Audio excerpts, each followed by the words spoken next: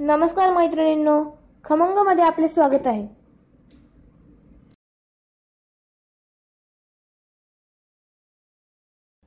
आज आपण बनवणार आहोत कारल्याची भाजी।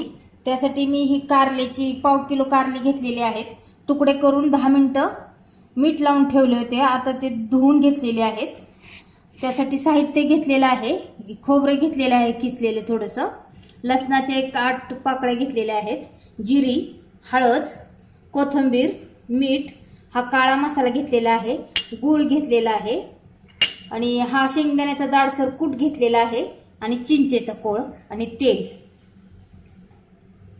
आता आपण कृतीला सुरुवात करणार आहोत। आता एक 10 मिनिट आपण कारली थोडीशी शिजवून घेऊ, म्हणजे कडूपणा जायला, आणि हे चिंच थोडीशी यामध्ये टाकून देऊ, म्हणजे कडू लागणार नाही कारली। एक झाकण ठेवून आपण शिजवून घेणार आहोत, म्हणजे लवकर शिजतील आपली कारल्याच्या फोडी। कारली शिजतायत तोपर्यंत आपण लसूण आणि खोबरे मिक्सर मध्ये बारीक वाटून घेऊ। आता आपली ही कारली शिजून झालेली आहेत। तर आता आपण पुढच्या भाजीची फोडणीची तयारी करणार आहोत।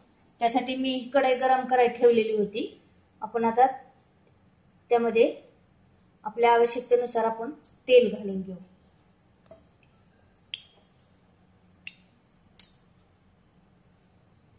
आता आपलं तेल गरम झालेलं आहे। आपण जिरी टाकल्यानंतर हे लसूण आणि खोबरे मी मिक्सरला बारीक करून घेतलेलं, आणि हे व्यवस्थित हलवून घ्यायचं छान।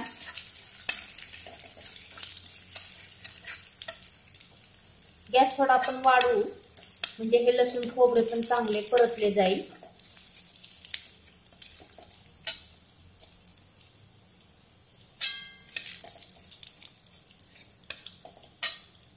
आता गॅस कमी करून देऊ, आणि ह्या कारल्याच्या फोडी आहेत ना, त्या आपण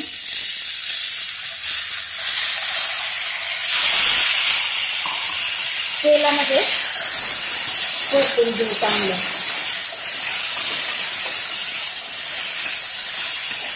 मी शिजताना चिंच टाकली होती, त्यामुळे त्या चिंचेचे ते तसेच ठेवलेले आहे चिंच त्याच्यात, आणि आता आपण फक्त चिंचेचा कोळ वरून टाकणार आहोत, कारल्याला कडूपणा नाहीसा होण्यासाठी।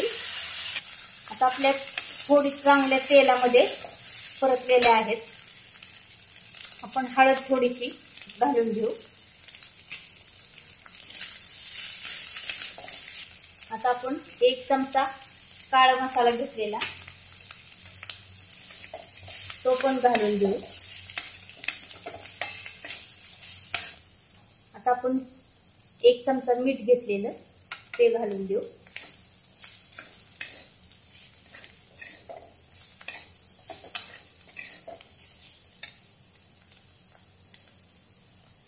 जाडसर शेंगदाण्याचा कूट करून घेतलेला, तो पण आपल्या गरजेनुसार आपण घालायचा।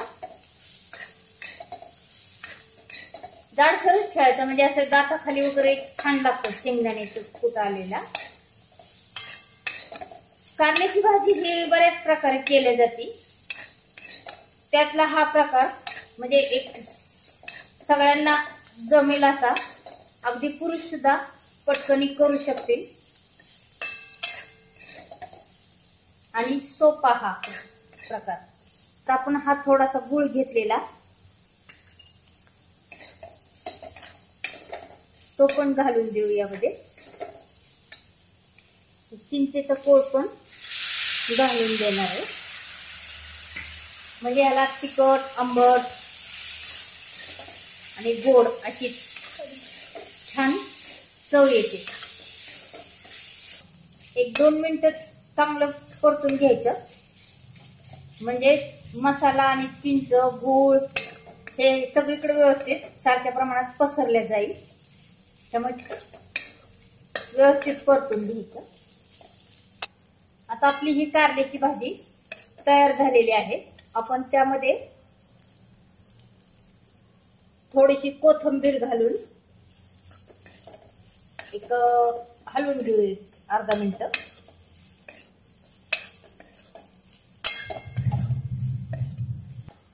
आता आपण प्लेटमध्ये भाजी काढून घेऊ. आता आपली ही कारल्याची भाजी तयार झालेली आहे. तुम्ही अवश्य करून पहा आणि कशी झाली ती मला कमेंटद्वारे कळवा.